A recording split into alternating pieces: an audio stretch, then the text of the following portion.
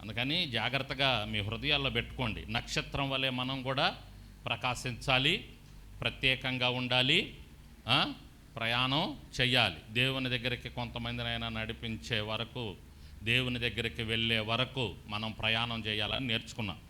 గొర్రెల కాపరులు పని చేశారు, ప్రచురం చేశారు, పరిగెత్తారు. అదే రెండోది పరిగెత్తారు, మూడోది ప్రచురం చేశారు. గొర్రెల కాపరులు పని చేస్తున్నారు, వాళ్ళు సోమరులాగా ఉండటం లేదు. ఆ తర్వాత దేవుని దగ్గరికి త్వరగా పరిగెత్తారు, దేవుని సన్నిధికి, దేవుని దగ్గరకు, దేవుణ్ణి చూడాలని పరిగెత్తారు. ఆ పరిగెత్తే మనస్సు మనకు ఉండాలని నేర్చుకున్నాం. ఆ తర్వాత వాళ్ళు ప్రచురం చేశారు, ప్రకటించారు. యేసయ్యను చూసి మౌనంగా వాళ్ళ గొర్రెల దగ్గరికి, వాళ్ళ మంద దగ్గరికి వాళ్ళు వెళ్ళిపోలేదు, కానీ గొర్రెల కాపర్లు కదా, ప్రకటించుకుంటా వెళ్ళారు. యేసయ్యను చూసాము, లోకరక్షకుడు పుట్టాడని కనపడని వాళ్ళందరికీ చెప్పుకుంటా, ప్రచురం చేసుకుంటా, దేవుణ్ణి స్తుతించుకుంటా వెళ్ళారు. ఇది గొర్రెల కాపరులు కలిగి ఉన్న లక్షణాలుగా మనం చూసాం. నెక్స్ట్ 3 ప్రశ్నలు, పోయిన ఆదివారం చెప్పుకున్నట్టున్నాం. 3 ప్రశ్నల గురించి.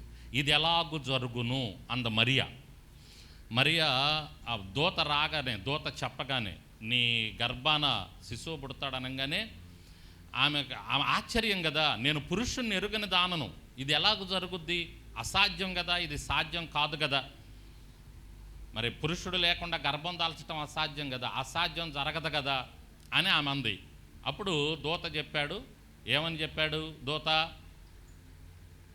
నీ వలన నా వలన కాదు, ఆ పరిశుద్ధాత్మ శక్తి నీ మీదకి వస్తాడు, సర్వోన్నతుని శక్తి నిన్ను కమ్ముకుంటుంది. పరిశుద్ధాత్మ దేవుడు ఎవరి మీదకైతే వస్తాడో, సర్వోన్నతుని శక్తి ఎవరినైతే కమ్ముకొని ఉంటుందో, వాళ్ళు అసాధ్యమైనటువంటి కార్యాలు కూడా సుసాధ్యం చేస్తారు.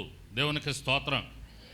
నీకు నాకు అసాధ్యం, మనకు అసాధ్యం, కానీ దేవునికి అసాధ్యం కాదు. ఆయనకు సమస్తము సాధ్యమే అని పోయిన ఆదివారం మనం చక్కగా ఈ విషయం మీద, ఈ ప్రశ్న మీద చాలా మంచి విషయాలు మనం మాట్లాడుకున్నాం. పరిశుద్ధాత్మ దేవుడు మాట్లాడాడు. మీకు కూడా ఒకవేళ ఇది ఎలాగూ జరుగును అనే డౌట్ ఉంటే ఆ డౌట్లన్నీ తీసేయండి. దేవునికి అసాధ్యం లేదు. నువ్వేమనుకున్నావో నీ జీవితంలో ఆయన జరిగిస్తాడు. అబ్బో ఇది జరగదని అనుకోవటానికి లేదు. ఎందుకంటే మనం ఎవరిని కలిగి ఉంది? యేసయ్యని. స్తోత్రం చెప్పండి. ఆయన్ని కలిగి ఉన్నప్పుడే ఆ మాట అనుకోవాల్సిన అవసరం లేదు. ఆయన జరిగిస్తాడు, ఆయన జరిగించే దేవుడు, ఆయనకు అసాధ్యం లేదు. ఇది ఎలాగూ జరుగును మొదటి ప్రశ్న. రెండో ప్రశ్న, ఎక్కడ ఉన్నాడు అని అడిగారు. ఎక్కడున్నాడు ఆయన? ఎక్కడున్నాడు? అప్పుడు జ్ఞానులు వచ్చేటప్పటికి ఎక్కడున్నాడు ఆయన? ఇంట్లో ఉన్నాడు అనేటటువంటి విషయాన్ని మనం చూస్తున్నాం. ఏ ఇల్లు అని చెప్పుకున్నాం? హృదయం అనే ఇల్లు అని చెప్పుకున్నాం. ఆ సాదృశ్యం. ఆయన ఏ ఇంట్లో ఉండటానికి ఇష్టపడుతున్నాడు? నీ హృదయం అనే ఇంట్లో ఉండటానికి ఇష్టపడుతున్నాడు అని మనం పరిశుద్ధాత్మని సహాయంతో విన్నాం. కాబట్టి మనం హృదయం అనే ఇల్లు ఆయనకి ఇవ్వాలి. ఈ హృదయంలో అడ్డమైన ఈ లోక సంబంధమైన ఏవి పెట్టుకోకుండా వాటన్నిటిని ఊడ్చి కట్టకట్టి బయట పాడేసి యేసయ్యను ఆహ్వానించాలి. రా యేసయ్య, నా హృదయం అనే ఇల్లు నీకు ఇస్తున్నానయ్యని. ఈ ఇంట్లో ఉండటానికి ఆయన ఇష్టపడుతున్నాడు. ఎక్కడ ఉన్నాడు? ఇంటిలో ఉన్నాడు. ఎక్కడ ఉండటానికి ఆయన ఇష్టపడుతున్నాడు? నీ హృదయం అనే ఇంటిలో అని చెప్పాను. సో రెండోది ఏంటి అంటే, ఎక్కడున్నాడంటే ఇంట్లో ఉన్నాడు. మూడో ప్రశ్న, హేరోదు రాజు అడుగుతున్నాడు, ఎక్కడ పుట్టాడు? ఆ శాస్త్రులని పెద్దవాళ్ళని పిలిచాడు. ఎక్కడ పుట్టాడు? ఆయన కలవరం వచ్చేసింది. వచ్చి ఎక్కడ పుట్టాడంటే, ఎక్కడ పుట్టాడు ఆయన? ఎక్కడ పుట్టాడు?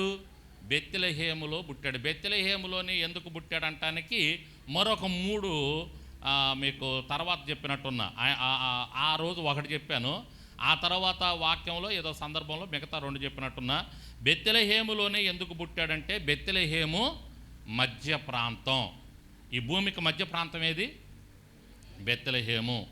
రెండోది, ఎందుకు బెత్లెహేములో పుట్టాడంటే, రొట్టెల ఇల్లు. ఏంటి బెత్లెహేము? రొట్టెల ఇల్లు. బెత్లెహేం అంటే అర్థం రొట్టెల ఇల్లు అని అర్థం. యేసయ్య మనకేమిచ్చాడు కల్వరి శిలువలో? ఆయన శరీరము, ఆయన రక్తం. ఆయన శరీరము దేనికి సాదృశ్యం? రొట్టెకి సాదృశ్యం. మనం ప్రతి ఆదివారం ఏం తీసుకుంటున్నాం? బల్లారాధనలో ఆయన శరీరము, ఆయన రక్తం. ఇవన్నీ సాదృశ్యాలండి, కొంచెం మర్మాలతో కూడినవి. ఇవి పరిశుద్ధాత్మ దేవుడు మీకు మాట్లాడుతున్నప్పుడు జాగ్రత్తగా తీసుకోవాలి. ఆ మర్మాన్ని క్యాచ్ చేయాలి మీరు కూడా. అందులో ఉన్న అర్థాన్ని పరమార్థాన్ని తీసుకోవాలి. ఇప్పుడు మీరు పైన చదువుతూ వెళ్తున్నప్పుడు కొన్ని అర్థం కావు. ఈ విధంగా పరిశుద్ధాత్మ దేవుడు మాట్లాడుతున్నప్పుడు వాటికి మీకు సమాధానాలు దొరుకుతాయి. మీకు అర్థం కాని వాటికి సమాధానాలు దొరుకుతూ ఉంటాయి. వాటిని మీరు క్యాచ్ చేసి మీరు జాగ్రత్తగా మీ హృదయంలో పెట్టుకోవాలి. దేవునికి స్తోత్రం చెప్పండి. బెత్లెహేములో ఎందుకు పుట్టాడంటే రొట్టెల ఇల్లు కాబట్టి అక్కడ పుట్టాడు. రొట్టె యేసయ్యకు సాదృశ్యం, ఆయన శరీరానికి సాదృశ్యం. ఇదిగో ఈ భూమి మీద ఉన్నటువంటి సకల మానవాళి మధ్య ప్రాంతమైన బెత్లెహేములో పుడుతున్నాను, నా శరీరాన్ని వారి కోసం కొట్టించుకుంటున్నాను. నాగలి చాలా వల్ల దున్నబడింది ఆయన శరీరం. ఆ విధంగా ఆయన కొరడాలతో కొట్టారు. చనిపోవటానికే పుట్టాడు ఆ మహానుభావుడు. దేవునికి స్తోత్రం. చివరి రక్తబొట్టు వరకు కార్చారు. నా శరీరాన్ని ఎవరైతే తింటారో వారే నిత్య రాజ్యానికి వెళ్తారు అని చెప్పాడు ఆయన. ఆ శరీరానికి సాదృశ్యమైన బెత్లెహేములో రొట్టెల ఇల్లులో ఆయన పుట్టాడు. అది దానికి అర్థం అన్నమాట. కాబట్టి బెత్లెహేములో ఎందుకు పుట్టాడంటే రొట్టెల ఇల్లు. మూడోది ఏంటి? చిన్న గ్రామం, తీసేసిన గ్రామం బెత్లెహేము గ్రామం. అంటే ఎవరు పట్టించుకోరు ఆ గ్రామాన్ని. చిన్న గ్రామం, దానిదే ఉంది, అది పెద్ద గ్రామం ఏం కాదు అనుకునేటటువంటి చిన్న గ్రామం. యేసయ్య కూడా గొప్ప వాళ్ళ కోసం కాదు, ధనవంతుల కోసం కాదు, పెద్ద పెద్ద జ్ఞానుల కోసమో లేకపోతే చదువు బాగా చదివిన వాళ్ళ కోసమో వ్యాపారస్తుల కోసమో కాదు. ఆయన అందరికీ దేవుడు. దేవునికి స్తోత్రం. అందుకని ఆయన అంతగా తగ్గించుకున్నాడు. ఎవరైనా సరే వారు ఎటువంటి వారైనా యేసయ్యా అంటే పలుకుతాడు ఆయన. యేసయ్యా అంటే పలుకుతాడు. అదేదో రాష్ట్రంలో ఒక దేవాలయం ఉందంట. ఆ దేవాలయానికి అన్ని జాతుల వాళ్ళు రావటానికి లేదు, అన్ని కులాల వాళ్ళు రావటానికి లేదు, అన్ని మతస్థులు అడుగు పెట్టడానికి లేదు. వాళ్ళ కులం వారే అడుగు పెడతారంట, వాళ్ళ కులం వారే వెళ్తాడంట. ఆ దేవుడు వాళ్ళ కులం వారికేనంట.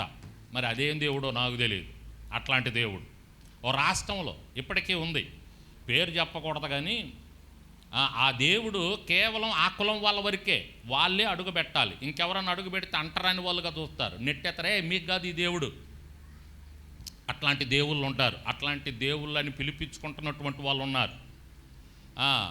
ఒక్కో ఏరియాలో ఒక్కో జాతికే దేవుడు, ఒక్కో ఏరియాలో ఒక్కొక్క కులానికే దేవుడు, ఒక్కొక్క ఏరియాలో వాళ్ళ మతానికే దేవుడు. అలా కాదు, యేసయ్య అందరికీ దేవుడు. వాళ్ళు ఏ మతస్థులైనా ఏ కులస్థులైనా. ఇంకో దేవుడు ఉన్నాడు. ఆ దేవుడు ఏందో తెలుసా? మినిమం లక్షాధికారి అయి ఉండాల, బ్యాంక్ బ్యాలెన్స్ లక్షల్లో ఉండాల. వాళ్ళు మాత్రమే అడుగు పెట్టాలి ఆ దేవాలయంలోని. లేకపోతే ఆ దేవాలయంలో అడుగు పెట్టడానికి లేదు. ఆడ బ్యాంక్ బ్యాలెన్స్ చూపించాల, నీ హోదా చూపించాల. ఏంటి అదిగో నాకింత బ్యాంక్ బ్యాలెన్స్ ఉంది నువ్వు అడుగు పెట్టే దేవాలయంలో అంటారు. నిజం ఉంది, కావాలని చెప్పట్లా నేను. అంటే లక్షాధికారి అంటే ఆ హోదాను చూస్తారు. ఈడొస్తున్నాడు హోదా, బేదోడా రే నువ్వు బయటకు పో, నీకు ఈ గుడ్లో అవకాశం లేదు, నువ్వు కాలు పెట్టడానికి లేదని బయటికి నెట్టేస్తారు. అర్థమవుతుందా? అట్లాంటి దేవుళ్ళని పిలిపించుకుంటున్నటువంటి వాళ్ళు ఉంటారు. దేవాలయాలు ఉన్నాయి ఈ భూమి మీద. ఏమండి, ధనవంతులకే దేవుడు, పలానా కులానికే దేవుడు, పలానా మతానికే దేవుడు, వర్గ పోరు. కానీ యేసయ్య అలా కాదు. వారు ఎవరైనా సరే ఈ భూమి మీద 250 దేశాలకు పైగా ఉన్నాయంట. వారు ఎవరైనా, ఏ ప్రాంతం వారైనా, ఏ కులస్తులైనా, ఏ మతస్థులైనా, వాళ్ళు భేద వాళ్ళైనా, ధనవంతులైనా, పెద్ద వ్యాపారస్తులైనా, చిరు వ్యాపారస్తులైనా, గుడిసెలో ఉన్న వాళ్ళైనా, పెద్ద పెద్ద భవంతుల్లో ఉన్న వాళ్ళైనా, వాళ్ళు ఎవరైనా సరే యేసయ్య అంటే పలికే దేవుడు మన దేవుడు. కొట్టాలి గట్టిగా చాపాట్లు మన దేవునికి. హల్లెలూయా. వాళ్ళు ఎవరైనా సరే పిలిస్తే పలుకుతాడు ఆయన. మనస్ఫూర్తిగా పిలవాలైతే, మనస్ఫూర్తిగా యేసయ్యా అంటే నేనున్నానమ్మా అంటాడు, నేనున్నానయ్యా అంటాడు.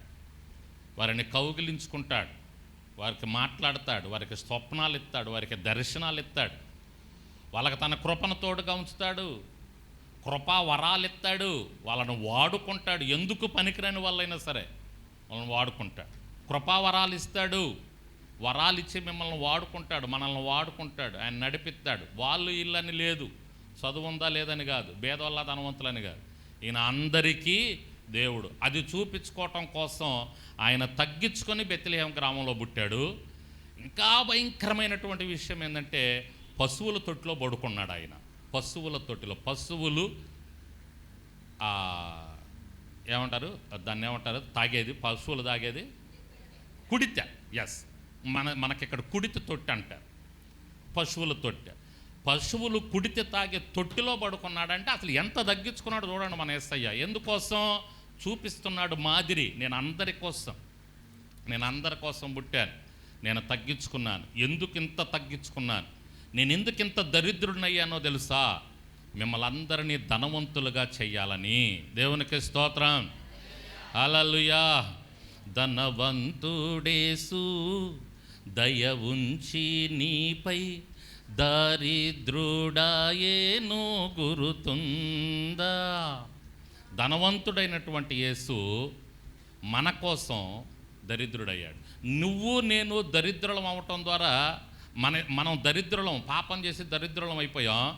మనం దరిద్రులం. ఆయన దరిద్రుడు అవటం ద్వారా ఆయన ఏం చూపిస్తున్నాడంటే, ఆయన అట్లా దరిద్రుడయ్యి తగ్గించుకొని మాదిరి చూపించి మన కొరకు కలువరి సెలవులో మరణించి, ఇదిగో అయ్యా మిమ్మల్ని ఎక్కడ ధనవంతులుగా కాదు, ఇక్కడ కూడా మన అవసరతలన్నీ ఆయన తీరుస్తాడు. ఇక్కడ ధనం శాశ్వతం కాదులేండి. ఇక్కడ ధనవంతులుగా కాదు, ఎక్కడ ధనవంతులుగా చేయడానికి మనల్ని? పరలోకములో. దేవునికి స్తోత్రం. అక్కడ ధనవంతులేంది పాస్ గారు, అక్కడ కూడా ధనం ఉంటుందంటే ధనం ఉండదు, కానీ అక్కడ మనం ఉండే బ్రతుకు, మనం జీవించే బ్రతుకు, మనం బ్రతికే బ్రతుకు ఈ ధనంతో పోల్చుకుంటే అసలు అవ్వదు. ఒక్కరోజు మనం అక్కడ ఆ పరలోకంలో జీవించే జీవితం ఇక్కడ మనం జీవితాంతం కోట్లు కూడబెట్టినా కూడా దానితో సరికావు. అంత పరలోకంలో మన జీవితం అలా ఉంటుంది, అంత అద్భుతంగా ఉంటుంది. బంగారు వీధుల్లో నడుస్తుంటాం మనం. ఎవరికైద్ది అది? ఎవరి వలన ఇద్ది? ఎన్ని కోట్లు సంపాదించినా మన కింద బంగారం ఉంటుంది. మన చెవులకి, మన ముక్కులకి, మన మెడలో, మన ఏళ్ళకి కాదు బంగారం. అది ఎక్కడ పెట్టుకుంటాం?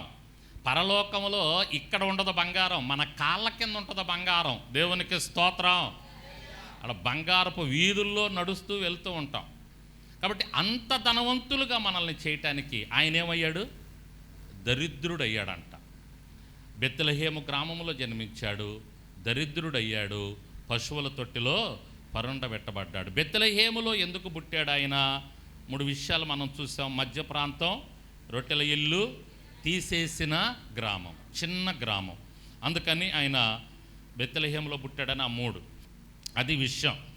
కాబట్టి ప్రణాళిక సంబంధమైన పుట్టుక, పరిశుద్ధమైన పుట్టుక, పరలోక సంబంధమైన పుట్టుక.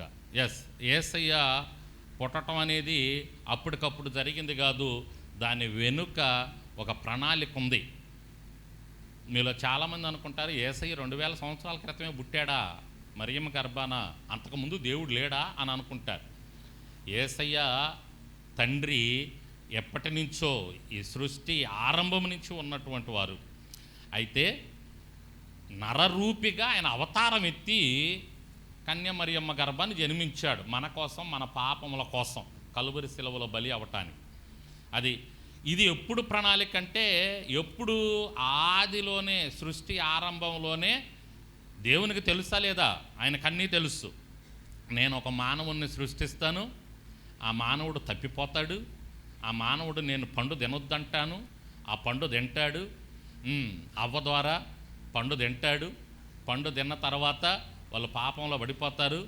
వాళ్ళకి ఆ పాప ప్రక్షాళన కలగటానికి నేను వెళ్తాను, నేనే స్వయంగా వెళ్తాను, ఇంకెవరి వలన కూడా ఆ పాపానికి ప్రక్షాళన జరగదు.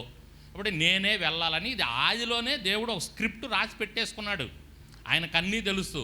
తెలిసి ఎందుకు చేశాడంటే జరగాలి, ఈ క్రమమంతా జరగాలి. ఆయన ఒక రాజ్యం ఏర్పాటు చేయాలి, ఆ రాజ్యం పరలోక రాజ్యాన్ని ఏర్పాటు చేస్తాడు, చెయ్యాలి.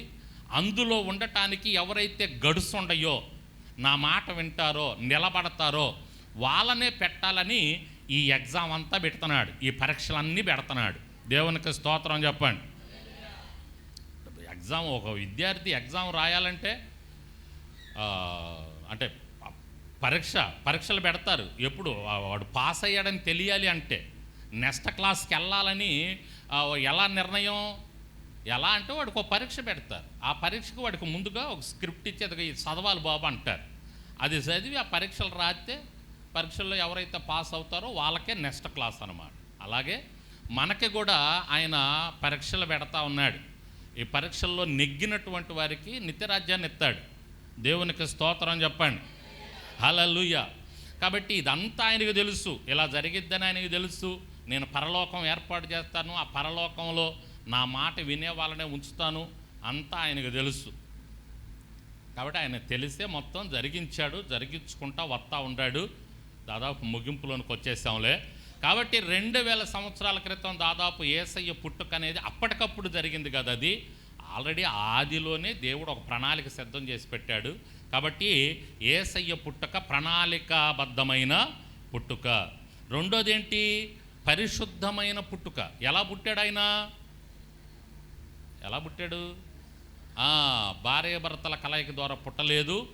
పరిశుద్ధాత్ముని శక్తి కమ్ముకొనగా, ఆ పరిశుద్ధాత్ముని శక్తి ఆమె మీదకి రాగా, సర్వోన్నతుని శక్తి కమ్ముకొనగా అప్పుడు యేసయ్య కన్య మరియమ్మ గర్భం ద్వారా జన్మించాడు. దేవునికి స్తోత్రం. కాబట్టి అది పరిశుద్ధమైన పుట్టుక. ఆ తర్వాత పరలోక సంబంధమైన పుట్టుక అని చెప్తూ మంచి విషయాన్ని చెప్పాడు. ఆ యూదులకి ఉండేటటువంటి ఆచారం ఏంటి అంటే, ఎవరన్నా ఒక స్త్రీ గర్భం దాల్చిందంటే మెట్టినింటి వాళ్ళు వచ్చి, పుట్టింటి వాళ్ళు వచ్చి, అందరు వచ్చి పండగ చేసుకుంటారు. ఇప్పుడు మరియమ్మ గర్భం దాల్చి యేసయ్యను పుట్టిన తర్వాత ఎవరు వచ్చారు ఆమె దగ్గరికి? ఎవరు వచ్చి పండగ చేసుకున్నారు? ఎవరు వచ్చి పాటలు పాడారు? పాటలు పాడాలండి. ఎవరు వచ్చి పాడారు పాటలు? ఇక్కడ యేసేపు ఇంటి వాళ్ళు లేరు. అసలే ఆమె మీద కారాలు మిరియాలు నూరుతున్నారు.